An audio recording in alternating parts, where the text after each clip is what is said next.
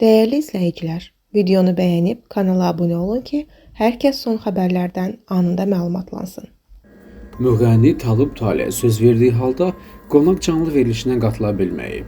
Aparıcı Aydakin Mərdovanın sözlərinə görə onun ailəsinə ağır itki yüz verib. Sənətçinin əmsi qəfil dünyasını dəyişdiyindən o proqrama gəlməyib. Allah rəhmət eləsin.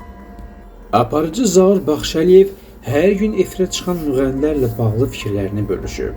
Bu Zaur aparıcısı olduğu verilişdə də bu haqda danışarkən həmin müğənnini tənqid edib. Bununla da kifayətlənməyən aparıcı onlara yazığı gəldiyini deyib. Müğənnilər var ki, bu efirdən çıxır, ora gedir. Səhər birində, axşam birindədir. Sabah başqasındadır.